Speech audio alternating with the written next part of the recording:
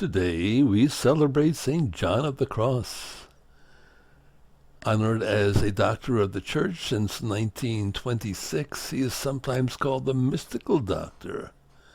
John of the Cross, a 16th century Carmelite priest, best known for reforming his order together with St. Teresa of Avila, and for writing the classical treatise, The Dark Night of the Soul. The youngest child of parents in the silk-weaving trade, born in 1542 near Avila in Spain, his father died when he was relatively young, and his mother had to struggle to provide for the family. He really had a hard time learning a trade, and instead he spent several years working in a hospital for the poor. After discerning a call to monastic life, he entered the Carmelite order. He had been practicing severe physical asceticism even before joining the Carmelites, and he got permission to live according to their original rule of life, which stressed solitude, silence, poverty, work, and contemplative prayer. He was eventually ordained a priest, and before he could take another step, he met a Carmelite nun, later canonized as St. Teresa of Avila. So what happens next? She had remarkable spiritual progress and began a movement to return the Carmelites to the strict observance of their original way of life. She convinced John not to leave the order, but to work for its reform.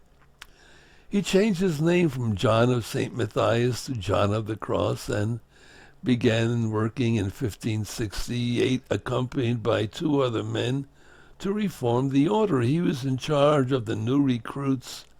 They called themselves the Discalced Carmelites. You know what discalced means? It means without shoes. No calced shoes. That's what it means. So they wore sandals rather than the ordinary shoes, yada yada. He also spent 5 years as a confessor at the monastery in Avila, led by St. Teresa.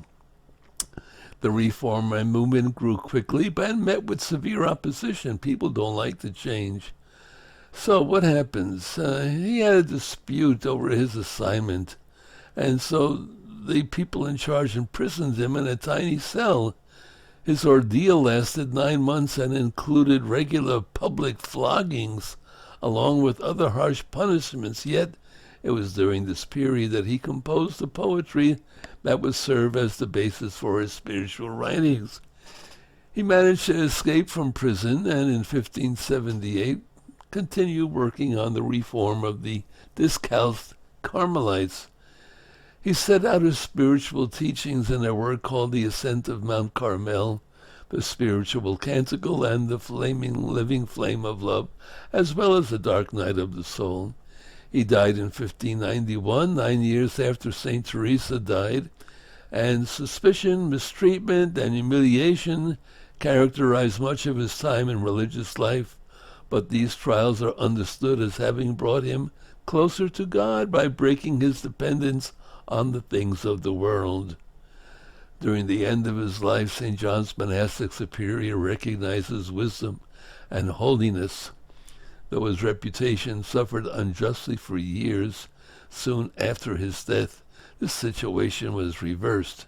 Beatified in 1675, canonized in 1726, and named a doctor of the Church in the 20th century by Pope Pius XI. How's that, huh?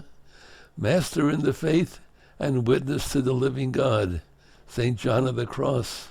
He didn't have it easy, but he persevered and became a saint.